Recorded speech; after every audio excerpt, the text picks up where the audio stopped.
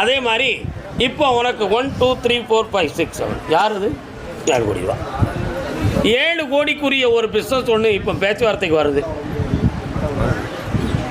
என்னடா பொய்யாடா சொன்னேன்? அதை உனக்கு நான் முடிச்சு தந்துடுறேன்.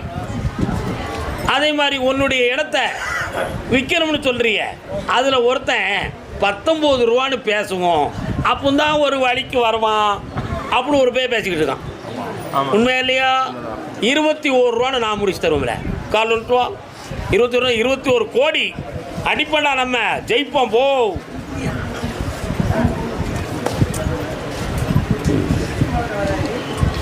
சும்மா இருக்கல எல்லாரும் கேள்விப்பட்டேன். அதனால இந்த வியாபாரத்தையும் வெற்றியாக்கி தரேன். புதுமையாக ஒரு அலுவலகம் பில்டிங் கட்டுறதுக்கு வேண்டிய